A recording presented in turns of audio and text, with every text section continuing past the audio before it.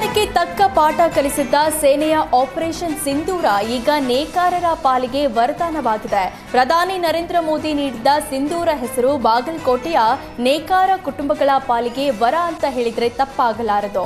ಕೆಂಪು ಬಣ್ಣದ ಸಿಂಧೂರ ಸೀರೆಗಳಿಗೆ ಇನ್ನಿಲ್ಲದ ಬೇಡಿಕೆ ಹೆಚ್ಚಾಗಿದೆ. ಆಪರೇಷನ್ ಸಿಂಧೂರ ಬಳಿಕ ರಾಜ್ಯವಲ್ಲದೆ ಹೊರ ರಾಜ್ಯಗಳಿಂದಲೂ ಬೇಡಿಕೆ ಹೆಚ್ಚಾಗಿದೆ. ಸೀರೆ ನೇಯ್ಗೆಯನ್ನೇ ನಂಬಿ ಜೀವನ ನಡೆಸಿರುವ ಕುಟುಂಬಗಳ ಪಾಲಿಗೆ ಸಿಂಧೂರ ಕಾರ್ಯಾಚರಣೆ ಆಶಾಕಿರಣವಾಗಿದೆ. ಈ ಮೊದಲು ಮಾರಾಟವಾಗದ ಸೀರೆಗಳು 600 ರಿಂದ 800 ವರೆಗೆ ಮಾರಾಟವಾಗ್ತಿವೆ.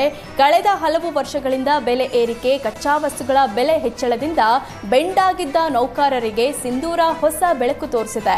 ಆಪರೇಷನ್ ಸಿಂಧೂರದ ವಿಜಯ ಭಾರತದ ಪಾಲಿಗೆ ಹೆಮ್ಮೆಯಾದರೆ ಸೀರೆ ಬೇಡಿಕೆ ನೇಕಾರರ ಮುಖದಲ್ಲಿ ಮಂದಹಾಸ ತಂದಿದೆ.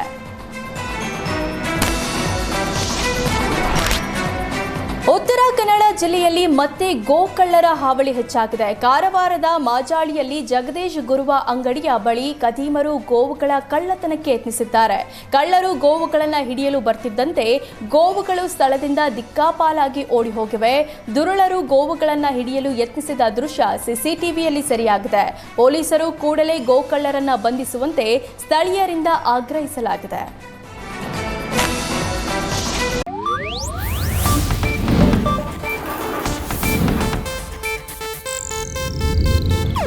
ಇದು ಏಷ್ಯಾನೆಟ್ ನ್ಯೂಸ್ ನೆಟ್ವರ್ಕ್ ಪ್ರಸ್ತುತಿ.